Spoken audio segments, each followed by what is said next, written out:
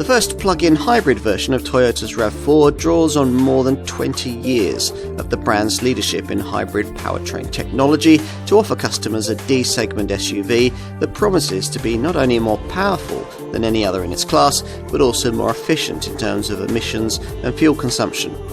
There's quite a high price to pay for this technology, but the stats look tempting. A total output of 302 brake horsepower, an all-electric driving range of 46 miles, and a CO2 reading of 22 grams per kilometre. There's certainly no shortage of power available here, as is obvious very quickly when you spear away from rest, exercising a few of the 302 available braked horses that reside beneath your right foot. In the Toyota model lineup, only the top version of the Supra sports car has more than that. As with the ordinary self-charging RAV4 hybrid, which in four-wheel drive form can manage only 222 bhp, the powertrain here features a four-cylinder 2.5-litre petrol engine mated to an EC-VT belt-driven auto gearbox. But with the plug-in setup, the output of both the combustion unit and the front electric motor that it's mated to are both boosted to around 180 bhp each.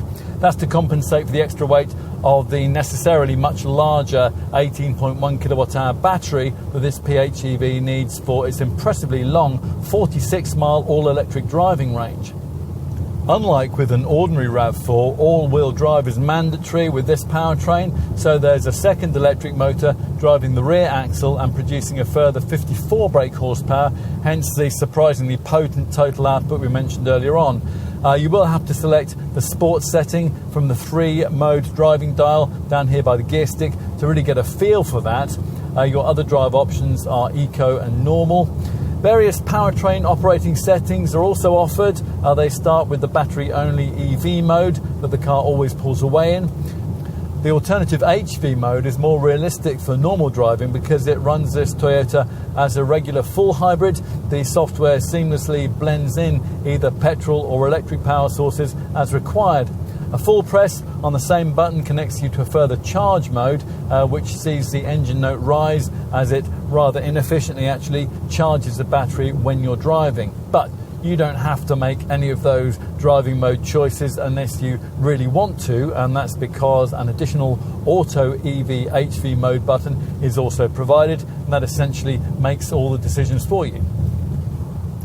Its choices seem effective too, because the advertised 46-mile all-electric driving range figure turns out to be not beyond the bounds of achievability, and the WLTP-rated efficiency stats are difficult to better in this class: 282.5 miles per gallon on the combined cycle and 22 grams per kilometre of CO2, which means a super low 6% benefit-in-kind taxation rating. When it's plugged into a conventional garage wall box, the built-in 6.6 kilowatt onboard charger can replenish the battery in around 2.5 hours. Unlike full EVs, plug-in hybrid models never get bespoke design. In fact, there are rarely any exterior differences at all, apart from unique badging and an extra charging flap. You won't spot anything much different here either, although Toyota has made a few detailed changes so that folk who have stumped up for this PHEV variant's not inconsiderable price tag can feel a bit better looked after. Narrow full LED headlamps flow into slim nostrils just above the polygon-shaped grille, which for this plug-in variant gets darker treatment for the mesh and for the frame. Other changes for this PHEV include a metallic moulding for the bumper and dark silver finishing for this skid plate style lower underarm panel.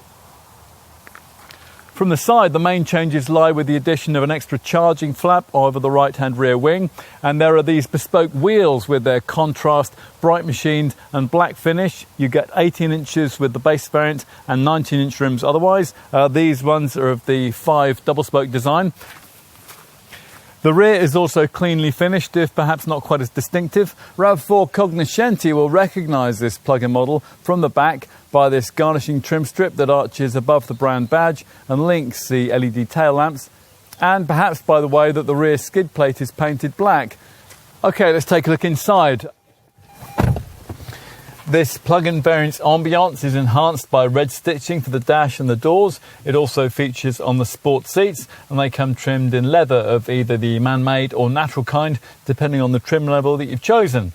Other bespoke plug-in model touches, they're rather more difficult to spot, and they require inspection of the various driver displays available. Take, for example, the various extra selectable menus, which contain specific plug-in hybrid vehicle content that you'll find on this 9-inch Toyota Touch 2 central monitor. Now, some of its functions can also be viewed within the instrument binnacle that you see through this 3-spoke leather-trimmed multifunction steering wheel here.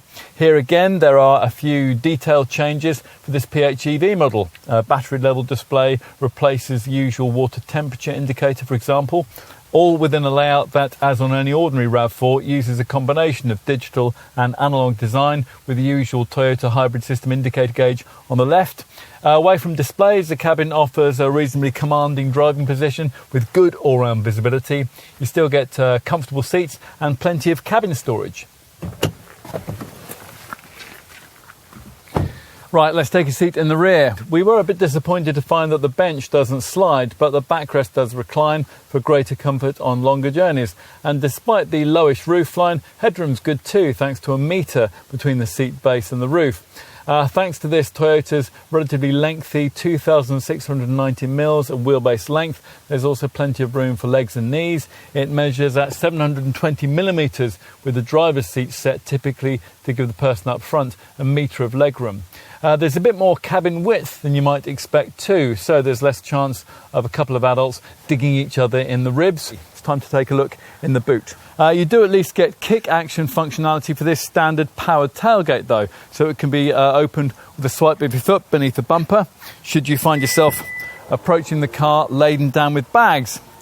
You will, however, be standing clutching those packages for quite a long time as this electrically powered hatch completes its arthritic perambulation upwards to eventually reveal a 520 litre capacity. That's only 60 litres less than you'll get in an ordinary RAV4, a very good figure by mid-sized PHEV crossover class standards.